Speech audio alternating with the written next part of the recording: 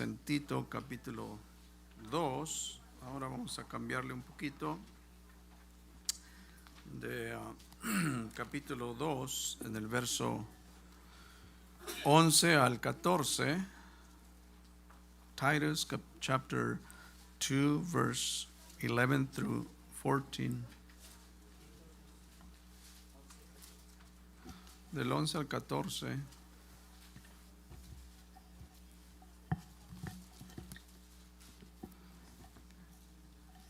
Vamos a leer estos versículos, pero además de eso tenemos mucho más. Compartir la palabra del Señor, que es viva y es eficaz, que la necesitamos todos los días. Amén. Tito 2, 11 al 14, y le podemos poner un tema a estos versículos: su gracia manifestada para salvación. Porque es la gracia de Dios, es la misericordia de Dios.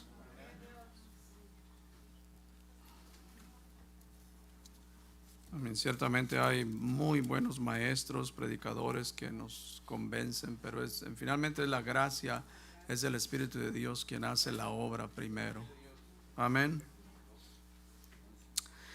Dice: porque la gracia de Dios se ha manifestado para salvación a todos los hombres, enseñándonos que renunciando a la impiedad y a los deseos mundanos, vivamos en este siglo sobria, justa y piadosamente, aguardando la esperanza bienaventurada y la manifestación gloriosa de nuestro gran Dios y Salvador Jesucristo. Hasta ahí está bien, esos 3 versículos. Vamos a orar. Padre, en esta mañana te damos muchas gracias por darnos la oportunidad nuevamente, como lo hacemos cada domingo. Tú lo haces, oh Dios, de permitirnos venir a este lugar para adorarte, para bendecirte, para darte gracias y para escuchar tu palabra, oh Padre. Y pedimos, como siempre, oh Dios, que sea el Espíritu Santo quien hable a nuestros corazones, que tu palabra es viva, tu palabra es eficaz, tu palabra es inerrante, Señor, y es la máxima autoridad. Pedimos que tú nos abras al entendimiento y que las personas vengan a ese conocimiento de nuestro Señor Jesucristo, así como nosotros lo hemos hecho. Así, Padre, te damos muchas gracias, oh Dios. Amén. Pueden sentarse. Y estamos, el propósito de compartir esto es para recordar a todos nosotros de la salvación que tenemos en Cristo Jesús. Siempre debemos apreciar y agradecer al Señor, pero además también recordar de la manifestación. Creo que en la clase de escatología hemos dicho que no nos cansamos y no debemos de cansarnos de comunicar lo importante que es la venida de nuestro Señor Jesucristo. Estamos esperando, anticipamos la manifestación de nuestro Señor Jesucristo. Y con respecto a la salvación, en primer lugar, la realidad es que la mayoría de las personas en el mundo, hay más de 8 billones de habitantes, ¿no? En el mundo, billones, with a B, con una B. Y la mayoría de las personas en este mundo no son salvos. Amén. No tienen a Cristo. Porque si no tienen a Cristo, no son salvos. Amén. Entonces, si no son salvos, no irán al cielo. Amén. No se van a ir al cielo. Pero también, por otro lado, hay dentro del sector cristiano, o el grupo de aquellos que se llaman cristianos, también hay un número que muchos de ellos no son salvos. O sea, asisten a una congregación cristiana, pero muchos de ellos no son salvos. Eso es una realidad. Porque hay personas que creen que solo porque hicieron una profesión de fe, pasaron a un altar enfrente y el predicador les dijo: repita esta oración conmigo, te recibo Jesús, perdóname, y ya. Creen que por el hecho que hicieron una profesión, una confesión, creen que son salvos. Inclusive hay personas que fueron bautizados en agua, pero muchos de ellos en realidad nunca entendieron el bautismo. Hemos escuchado personas que han venido y nos han dicho, bueno, pues yo me bauticé en una iglesia, realmente yo no sabía de qué se trataba y me dijeron que si quería bautizar, y yo me bauticé. Y nunca se les explicó el porqué del bautismo. Nunca se les dijo acerca del arrepentimiento, de que eran pecadores. Y simplemente se bautizaron. Entonces hay personas que creen que por el hecho de que son bautizados ya, eso los lleva al cielo. Pero no es realidad eso. Claro, es importante ser bautizados, pero eso no nos lleva. Amén. Y es importante de que cada persona que se dice ser creyente del evangelio tiene que ser examinada a la luz de la palabra de Dios. Amén. O sea, tienen que ser examinados a la luz de la palabra de Dios. O sea, nuestra fe, lo que nosotros profesamos, ser examinado. Amén. O sea, es decir, tiene que manifestar ciertos frutos. Amén. Tiene que manifestar ciertos frutos. Tiene que haber evidencias. Tiene que haber evidencias en cada uno de nosotros si en realidad somos creyentes, hemos nacido de nuevo. Y podemos mencionar algunas evidencias, algunos frutos, y yo sé que hay muchos más, pero solamente es un breve repaso de que uno de los frutos de que alguien que se dice ser cristiano, que debe de manifestar es un amor hacia Dios. Tenemos que manifestar un amor hacia Dios. Amén. O sea, la pregunta es, ¿tenemos apetito de las cosas de Dios? Do we desire God? Do we desire God? ¿Deseamos a Dios? ¿Nos gustan las cosas de Dios? Porque honestamente a mí en el pasado, antes de conocer, o sea, me enfadaba ir a la iglesia. O sea, yo iba porque mis padres, pues, vete a la iglesia. Pero no me gustaba. Yo no deseaba a Dios, porque estaba perdido en el pecado. Entonces, la pregunta es, ahora que somos cristianos, ¿nos gustan las cosas de Dios? Amén. Nos gustan las cosas, nos gusta buscar las cosas de Dios. Entonces, esa puede ser una primera evidencia, el amor que nosotros tenemos hacia Dios. Porque es algo que cuando uno se convierte, nacimos de nuevo, como que es algo instantáneo. De repente empezamos a desear a Dios. De repente empezamos a querer ir a la iglesia. De repente empezamos wow, yo quiero leer este libro. ¿Y es por qué? Porque el Espíritu de Dios ahora habita en nosotros. Número 2, podemos decir que otra de las evidencias o de los frutos de alguien que se dice ser cristiano es de que hay un continuo arrepentimiento. Hay personas que dicen, sí, yo me arrepentí hace 10 años, me arrepentí de la borrachera, me arrepentí de la idolatría, me arrepentí de los vicios, etcétera, y todo eso. Pero el cristiano nacido de nuevo tiene que vivir en un continuo arrepentimiento, hermanos. Sí, porque todos nosotros aquí pecamos, amén. Ciertamente ya no somos borrachos, ya no somos idólatras, pero hay cosas todavía en nuestras vidas que necesitamos que reconocer. Tenemos una simiente pecaminosa. A veces nuestros pensamientos nos llevan a decir cosas, no estamos diciendo maldiciones, pero a veces actuamos de una manera no de acuerdo a la palabra de Dios. Entonces debemos continuamente vivir en ese estado de arrepentimiento. Número 3, podemos decir que otra de las evidencias que hemos nacido de nuevo, entonces hay una genuina humildad. Amén. Una genuina humildad. Porque la realidad es que hay gente que se dice ser cristiano, pero no son genuinos. Aparentan cierta humildad, pero solo por fuera. Porque por dentro hay mucho orgullo. Entonces, sí, hay una humildad genuina. Humildad genuina. Alabado sea el nombre del Señor. Número 4 es otra de las evidencias. Podemos decir que hay ese amor por los hermanos. Sí, automáticamente nosotros tenemos ese amor por nuestros hermanos en la fe. Amén. Empezamos a amar a nuestros hermanos en la fe. Primero en Juan 3:11 dice, porque este es el mensaje que habéis oído desde el principio. Juan era el apóstol del amor. Amén. Entonces dice, que nos odiemos unos a otros. No, que nos amemos unos a otros. Que nos amemos.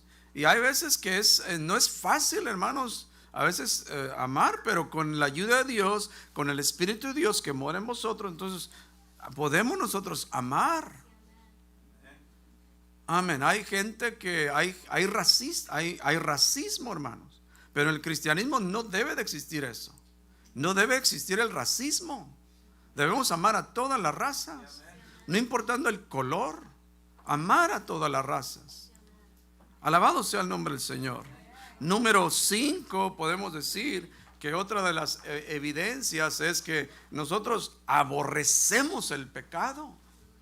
Nosotros amamos lo que Dios ama y aborrecemos lo que Dios aborrece. Amén. Entonces, aborrecer el pecado. Proverbios 8:13 dice, el temor de Jehová es que aborrecer el mal. El temor de Jehová es aborrecer el mal. Dice, la soberbia, aborrecer a la soberbia y la arrogancia, el mal camino, dice, y la boca perversa, dice. Entonces aquí dice, está hablando Dios, dice, y la boca perversa aborrezco. Alabado sea el nombre del Señor.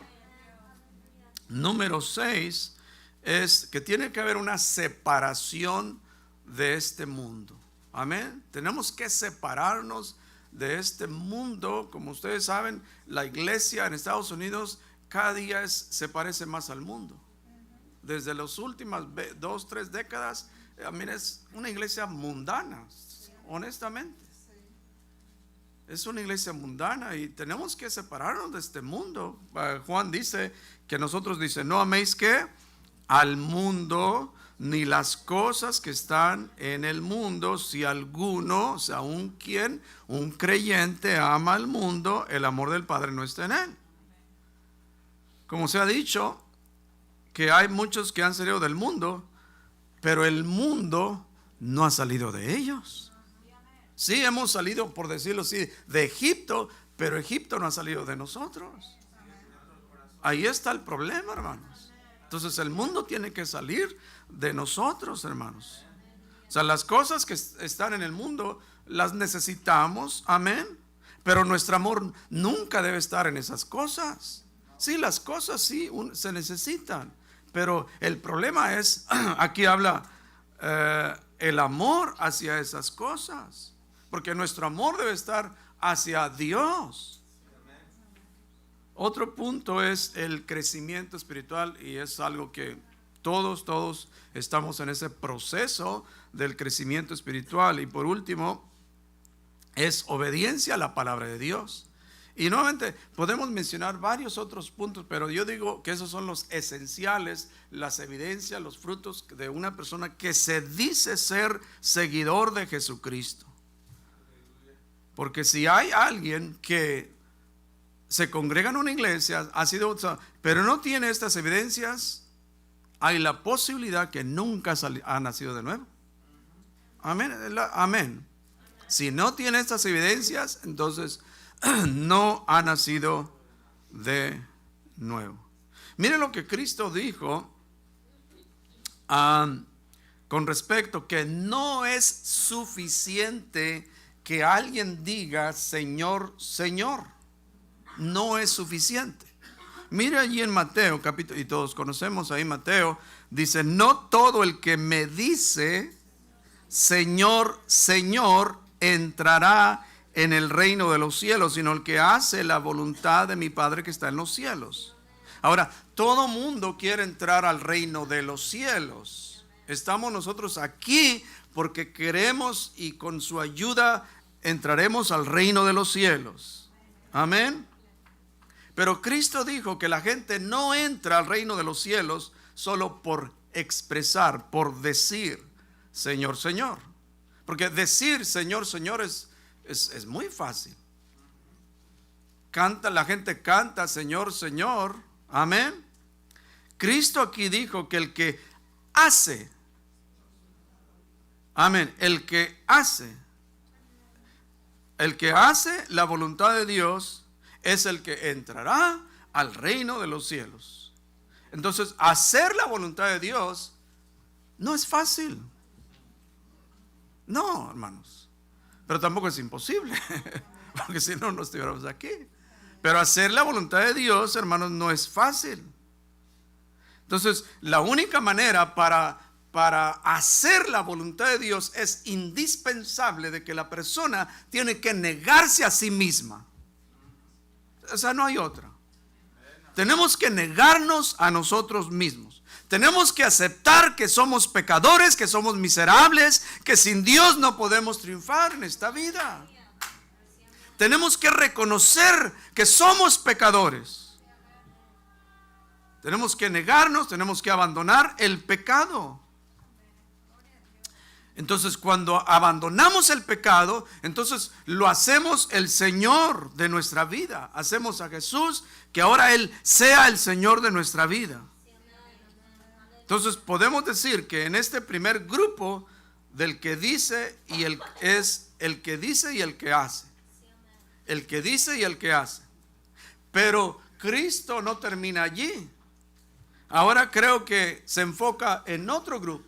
En el primer grupo está el que dice y el que hace. Pero ahora Cristo se enfoca en otro grupo. Mire el versículo 22. Muchos me dirán en aquel día, Señor, Señor, no profetizamos en tu nombre, y en tu nombre echamos fuera demonios, y en tu nombre hicimos muchos milagros. Y entonces les declararé: nunca os conocí. ¿Qué dice? Apartaos de mí. Entonces, en este grupo podemos decir, este grupo es de aquellos que aparentemente son parte de los que dicen Señor, Señor, pero que hace obras espirituales. ¿Sí me explico?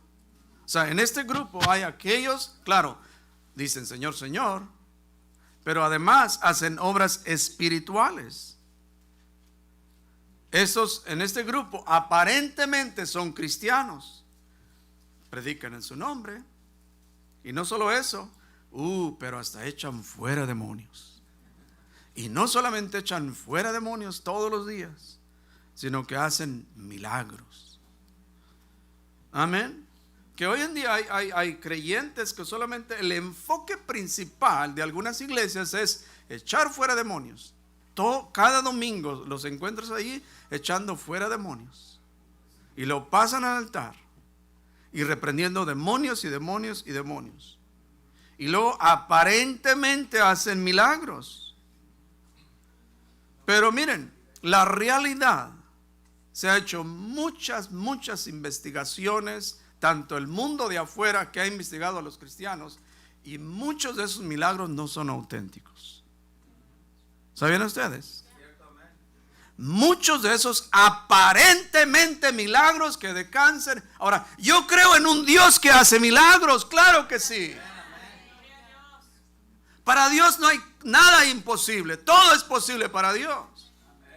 Pero aquellos supuestamente milagros que Dios, no, hermanos, es puro cuento, es pura falsedad. Entonces, en este grupo, pues aparentemente hacen obras espirituales, pero no son auténticos. Y nuevamente se ha hecho muchas investigaciones y han investigado, y a personas que, por ejemplo, una campaña donde el evangelista salió que sanando enfermos y que los paralíticos, y se hizo una investigación, cero, era puro cuento. A los ojos de los televidentes aparente, se mira que sí, pero no. Después se investiga, nada de eso. Nuevamente, yo creo en un Dios que hace milagros. Y yo creo que Dios puede levantar a paralíticos, a los ciegos los puede, todo eso, creemos, sí. Pero hay una falsedad hoy en día. Amén. Claro, debemos orar para que Dios haga milagros, claro que sí, debemos orar. Debemos pedir a Dios que Dios tenga misericordia de aquellos. Y sí, en algunos casos Dios sí tiene misericordia, pero en otros casos te voy a llevar al cielo así, enfermo, con cáncer. Dios se lleva a la gente también con cáncer al cielo. Pero recibirán un cuerpo transformado. Ahora, si miramos aquí en el versículo 11, en Tito, dice, porque la gracia de Dios se ha manifestado ¿para qué? Para salvación a todos los hombres. Porque es la gracia de Dios quien se manifiesta. Esa gracia es manifestada para los hombres para que se salven. Porque Dios quiere que todos se salven. Dios quiere que todos, pero la realidad es que no todos se van a salvar, porque no todos van a responder al evangelio. No todos van a decir, sí, yo te acepto, sí, me arrepiento. Muchos van a preferir seguir este mundo. Y más bien, son pocos los que se salvan. Amén. Mire lo que dice en Lucas capítulo 13, verso 23. Una pregunta, ahí dice, alguien le dijo. Lucas 13, 23. Alguien le dijo al Señor, Señor, ¿son pocos los que se salven? Los que se salvan. ¿Son pocos? Ahora, algo que debemos de mirar, que al principio del ministerio de nuestro Señor Jesucristo, las multitudes miraban los milagros, las sanidades, los endemoniados ser liberados. Entonces, multitudes lo seguían. Cuando el Señor hizo la multiplicación, ¿dónde estaba, Señor? Te estamos buscando. Pues sí, lo estaban buscando porque tenían hambre. Ya no vamos a trabajar para el pan. Aquí hay alguien que nos, gratuito. Aquí nos va a dar el pan todos los días. No, entonces al principio las multitudes lo seguían. Miraban los milagros, las maravillas, miraban los demonios eran endemoniados. Pero a medida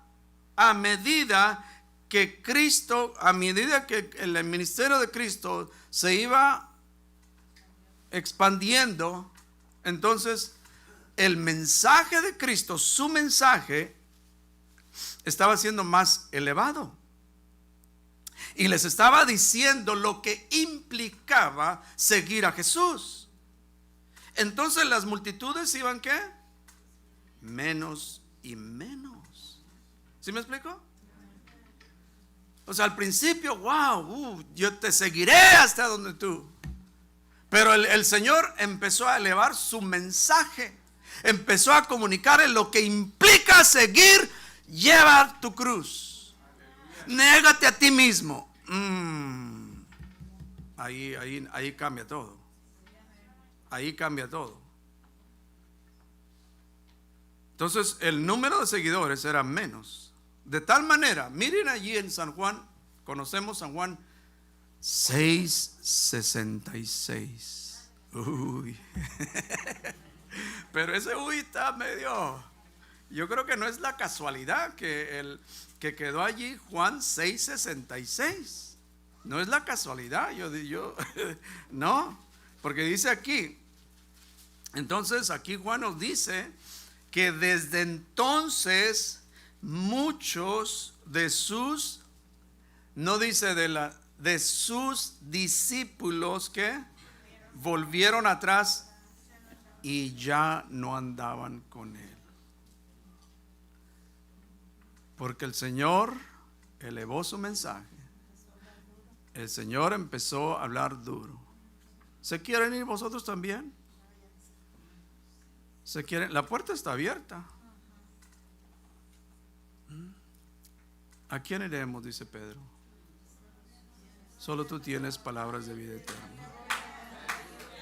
No, tienen la libertad de irse, les dice el Señor. Tienen ustedes la libertad, no los estoy deteniendo, tienen la libertad. Así como los otros estaban, Señor, mira, tus discípulos, la gente se está, ay, hay que cambiar el mensaje mejor. Para que no se espanten, para que no se nos vayan, hay que mejor. ¿Sabes qué? Discípulos, apóstoles, por favor llamen a todos. Vamos a cambiar el mensaje. No, en ninguna manera vamos a cambiar el mensaje. Amén. No, la iglesia nunca debe de cambiar el mensaje con tal de que la gente no se vaya o que para traer números y números. No. Ahora, mire, en su respuesta, la pregunta que si eran pocos los que se salvan, entonces en su respuesta Jesús ahí no le dice así, no. Entonces el versículo 24, Lucas 13:24. Entonces ya el Señor dice: esforzaos a entrar por la puerta que angosta, porque os digo que muchos procurarán entrar y no podrán. Entonces Jesús les hace ver que ellos tenían que esforzarse por entrar por la puerta angosta, no ancha, hermanos, la puerta angosta. Amén. Porque la puerta ancha, ahí no tienes que esforzarte. La puerta ancha y todo el mundo entra por ella. Y la mayoría de las personas están en esa puerta ancha, van entrando por ahí. Todo el mundo va por ahí, es fácil. Allí no tienes que esforzarse para nada. Es la puerta angosta donde nosotros en primer lugar tenemos que procurar entrar. Es la puerta angosta que nos lleva a la vida eterna. El camino angosto que nos lleva a la salvación. El camino angosto que el mundo desprecia y el diablo odia. Sí, el mundo desprecia. Desprecia la cruz de Cristo. Desprecia lo que Cristo ha hecho. Pero nosotros amamos, hermanos. Amamos lo que Cristo ha hecho por nosotros. Apreciamos, agradecemos a Dios. Pero el diablo odia este mensaje, el mensaje del evangelio. Que Cristo vino al mundo a salvar a los pecadores. La puerta angosta es el evangelio verdadero que nosotros predicamos.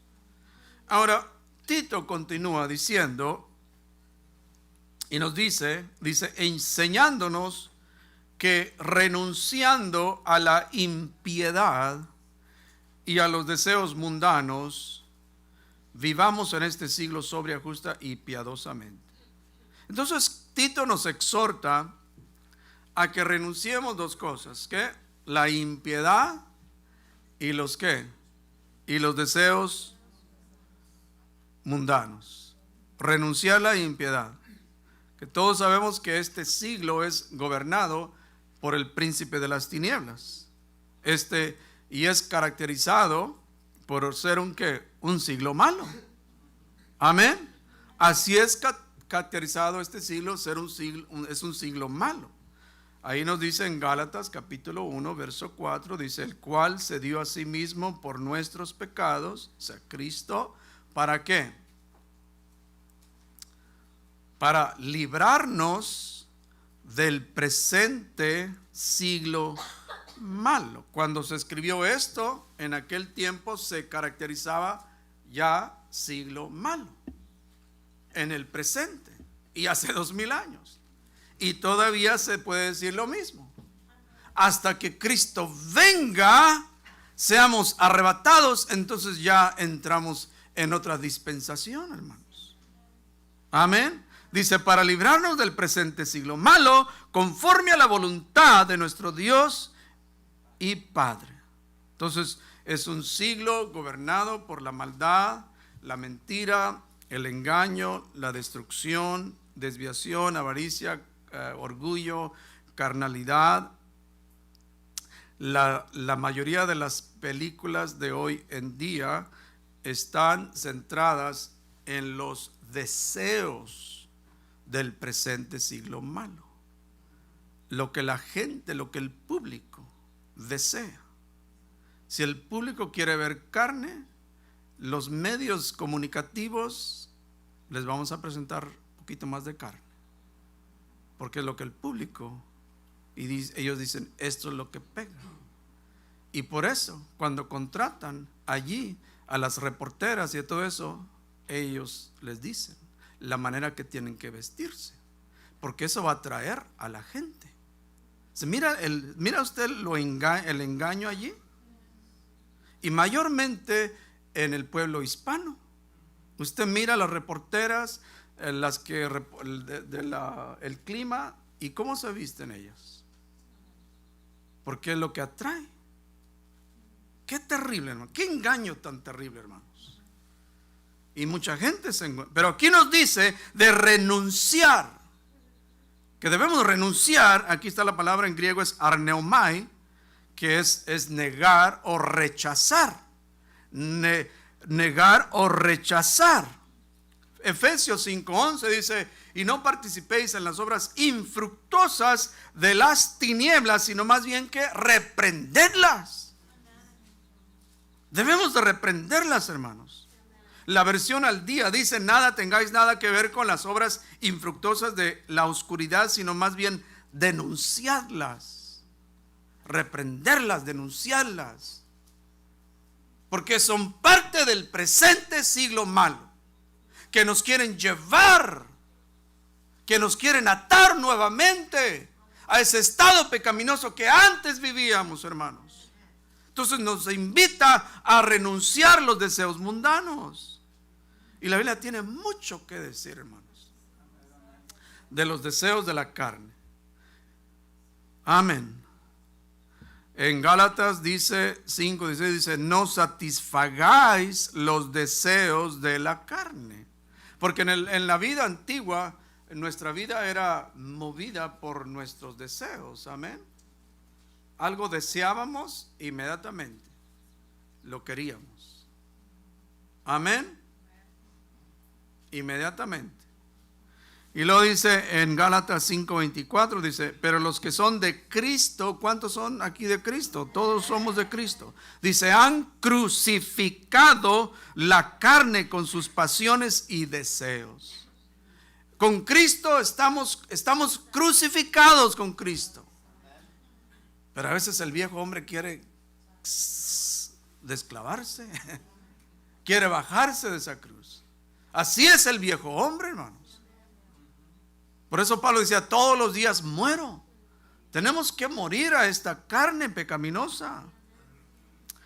Efesios 4:22 dice, en cuanto a la pasada manera de vivir, y ahora aquí el Efesios dice, despojaos del viejo hombre. Y luego Colosenses 3:5 nos dice ahora aquí, haced morir pues lo terrenal en vosotros. Y ahí menciona todas las obras, hermanos, todos los deseos pecaminosos, hermanos. Y luego Pedro nos dice, ok, ya me perdí aquí.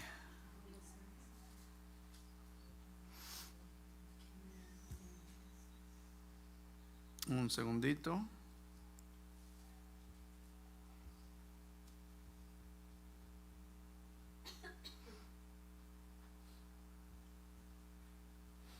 Amén. Pedro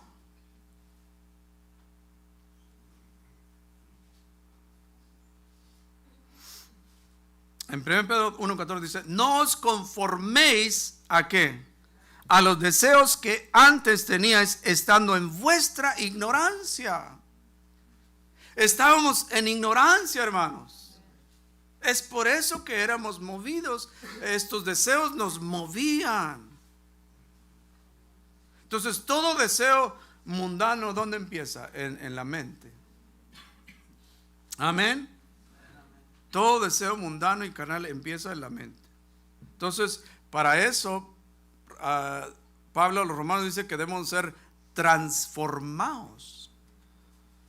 Amén, una mente transformada. Y la única manera para tener una mente transformada es la palabra de Dios. La palabra viva y eficaz que transforma nuestra mentalidad mundana a una mentalidad que agrada a Dios. La palabra de Dios es la que debemos nosotros anhelar todo el tiempo, hermanos. Entonces, ¿cómo debemos vivir? Dice, vivamos en este siglo sobria y justa y piadosamente. Entonces, para hacer eso, primeramente tenemos que renunciar. Renunciar la impiedad y los deseos mundanos. Y segundo, tenemos que tomar seriamente las cosas de Dios. Amén. No podemos tomar, bueno, pues sí, que no, sí creo, no creo, y pues también. Pero tú vas a la iglesia, sí, de vez en cuando voy a visitar esa iglesia. No. Soy miembro de esa iglesia. Soy cristiano nacido de nuevo. ¿Y qué? Amén. Entonces, tomar seriamente las cosas de Dios. Que amemos a Dios con todo nuestro corazón. Que pongamos a Dios antes de todas las cosas. Amén. Que Dios sea el centro de nuestras vidas. Por eso Salmos 37:4 que dice, deleítate a sí mismo ¿en quién? En Jehová, y Él te concederá. Es decir, las peticiones que hay en tu corazón son el resultado cuando te deleitas en Jehová. No te preocupes de las peticiones, preocúpate por deleitarte en Jehová y Él va a poner los medios. Deleitarnos en su palabra. Que cuando vengamos a la casa de Dios sea un deleite, hermanos. Que el día sábado en la noche estemos pensando, mañana es día de culto. Mañana es día del Señor. Mañana me voy a reunir a escuchar su palabra, a cantar, a adorar al Señor. Mañana me voy a reunir con mis hermanos. Que sea un deleite, hermanos. Venir a la casa de Dios. Deleitarnos en su presencia. Porque Dios creó al hombre, lo creó para que el hombre disfrutara una comunión con el Padre. Fuimos creados para amar a Dios. Fuimos creados para servirle a Él. Amén. Y la única manera que podemos amar y disfrutar a Dios es por medio de nuestro Señor Jesucristo. Amén. Él es nuestro abogado. Él es nuestro Salvador. Tenemos que aceptar a Cristo como nuestro único y suficiente Salvador. Cristo vino a este mundo para salvar lo que se había perdido. Cristo vino al mundo para morir en una cruz y deshacer las obras del diablo. Cristo vino al mundo para darnos vida y una vida eterna. Él vino para que el hombre se reconciliara con Dios. Vino para salvarnos de la ira de Dios. Entonces, hermanos, que siempre nosotros busquemos su reino. Como nos dice Mateo 6:33, más que, más buscar primeramente el reino. No dice, más buscar en segundo lugar. No, primeramente el reino de Dios y su justicia, y todas estas cosas, las cosas que nos preocupa de todos los días, que Dios sabe que tenemos necesidad de ellas, hermanos. Pero si aquí dice, si buscamos primeramente el reino, entonces Dios se va a encargar. Es decir, tenemos que hacerlo a la manera de Dios. Tenemos que hacerlo de acuerdo a su voluntad. Amén. Siempre hacerlo para la gloria de Dios. Mire lo que dice Santiago. Ya conocemos aquí, pero mire lo que dice Santiago en el capítulo 4, James chapter 4 verse 13. James Santiago 4:13 dice, vamos ahora los que decís, miren nomás, hoy y mañana iremos a tal ciudad y estaremos allá un año y traficaremos y ganaremos, jugaremos, vacacionaremos, compraremos, edificaremos, nos casaremos y todo lo demás. Santiago dice, momento. Ahora, Dios no está en contra de que nosotros debemos de planear. Claro que sí, debemos de planear. Amén. Pero aquellos que dicen, lo vamos a hacer, bla, bla, bla, dice, cuando no sabéis lo que será mañana, porque ¿qué es vuestra vida? Ciertamente es neblina que se aparece por un poco de tiempo y luego se desvanece. En lugar, dice, me gusta Santiago porque él era bien directo. Él no andaba con rodeos. De los ricos dice, ahora ricos, llorad de vuestras riquezas que se porque ahí en la iglesia había gente que tenía dinero y se creía la gran cosa. Entonces aquí Santiago dice, en lo cual deberías decir, si el Señor quiere, viviremos y haremos esto o aquello. O sea, si el Señor nos permite. Mamá Monche siempre decía, si Dios nos presta vida. Amén. ¿Se recuerdan de Mamá Monche? Cuando uno hablaba con ella, ella decía, si Dios nos presta vida, lo haremos. Amén. Entonces, esa es la correcta actitud que nosotros debemos de tomar. Lo que estamos diciendo es de que el Señor es el dueño de nuestra vida. Él decide que sea su voluntad. Si Él quiere, amén. Si Él no quiere, amén. Amén. Si Dios quiere, estaremos el próximo domingo aquí.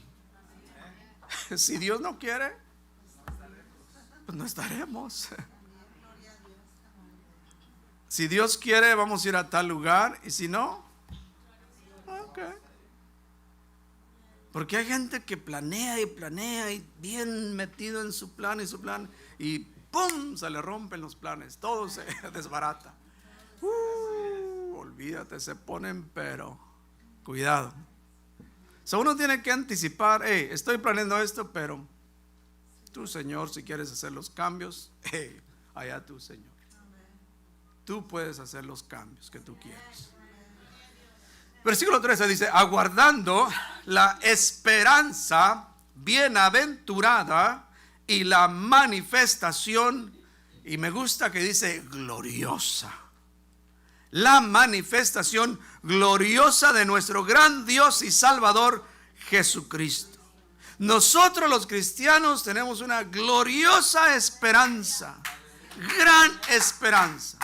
El mundo no tiene esta esperanza que nosotros tenemos. Y esa esperanza, esa es la manifestación de nuestro Señor Jesucristo. Y la Biblia tiene mucho que decir concerniente la aparición de nuestro Señor Jesucristo. En la clase de escatología hemos estado, ya llevamos casi 2 meses, ¿no? Hablando de este tema de la venida del Señor y todo eso. Entonces mucho tiene que decir. Miremos algunos pasajes. Hechos capítulo 1 verso 10 dice al 11, dice, estando ellos con los ojos puestos, o sea los discípulos, cuando el Señor después de que resucitó, entonces iba a ascender al cielo, iba ascendiendo, dice, y entre tanto que él se iba, ellos fueron testigos cuando Cristo estaba ascendiendo al cielo. Dice, he aquí se pusieron junto a ellos 2 varones con vestiduras blancas, los cuales también les dijeron, varones galileos, miran allí, está ascendiendo, ¿por qué estáis mirando al cielo? Dice, este mismo Jesús que ha sido tomado de vosotros al cielo, así vendrá, como le habéis visto ir al cielo. Entonces nosotros estamos esperando a Jesús, el que fue crucificado, el que resucitó de los muertos, el que ascendió al cielo. el Salvador del mundo. Ahora miren, tristemente, como hemos compartido en la escatología, tristemente en el tiempo de la gran tribulación, los judíos van a recibir no al Mesías, van a pensar que es el Mesías, pero tristemente van a recibir al anticristo. Miren lo que Jesús les dijo allí en Juan 5:43. Dice: yo he venido en nombre de mi Padre y no me recibís. Qué trágico, ¿no? Qué triste. Yo he venido en nombre de mi Padre, no me recibís. Dice: si otro viniere en su propio nombre, a este recibiréis. En parte eso es algo profético. Otro, y este otro que ellos van a recibir en el tiempo de la gran tribulación va a ser el anticristo. El anticristo va a hacer un pacto con ellos. El anticristo los va a engañar, como dicen en inglés, big time. Sí, el anticristo los va a engañar grandemente a los judíos. Ellos van a creer que ese es el Mesías, grandemente engañados. Amén. Entonces nosotros sabemos que Cristo puede venir. En Apocalipsis 22:12 dice: aquí yo vengo pronto y mi galardón conmigo para recompensar a cada uno según su obra. Y luego Jesús dice: velad, Mateo 24:42 dice: velad pues, porque no sabéis a qué hora ha de venir vuestro Señor. ¿Estamos velando, hermanos? ¿Estamos anticipando? No estamos diciendo de que a las 2 de la mañana usted esté allí. Claro, a veces el Espíritu Santo nos impulsa, ¿no?, a levantarnos y hay que velar, hay que orar. Pero no estamos diciendo que todos los días esté. No, sino que estamos conscientes, estamos anticipando constantemente. Vamos al trabajo, estamos en la casa, cualquier cosa, estamos anticipando, estamos velando, sabemos que Cristo ha de venir en cualquier momento. Amén. Todos sabemos de Enoc. Génesis 5:23, que Enoc es un tipo de iglesia, que la iglesia es arrebatada. Como en la Biblia hay algunos tipos y figuras de la iglesia cuando es arrebatada, como Enoc, como Elías también, y como Juan también, cuando el Señor le dice a Juan: sube acá.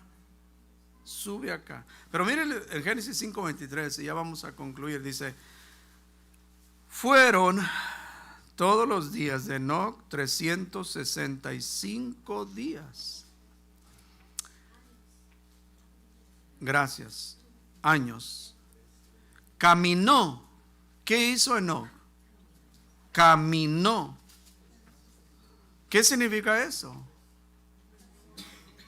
Que tenía una buena relación con Dios, que amaba a Dios.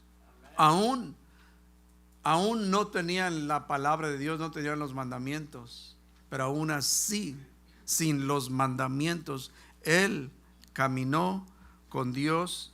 ¿Y qué pasó? Y desapareció porque le llevó Dios. Y así la iglesia va a desaparecer. ¿Y dónde están los que decían aleluya? La gente va a estar cantando. ¿Dónde están? Bueno, se fueron con el Señor. Pero los del gobierno van a decir: no, los ovnis se los llevaron. Vinieron los marcianos y se los llevaron. Van a sacar algo por ahí. Entonces Enoc caminó con Dios. Enoc desapareció. No porque fue secuestrado, no. Dios se lo llevó. Dios mismo se lo llevó. Entonces nosotros, la iglesia, estamos anticipando y seremos llevados al cielo. Amén. ¿Por qué? Porque estaremos caminando con Dios. No todos serán llevados, hermanos. Muchos se van a quedar. Muchos que se congregan en una iglesia se van a quedar. Entonces debemos estar primero anticipando, velando y viviendo en un constante arrepentimiento y esperar su gloriosa venida. Puestos de pie, hermanos.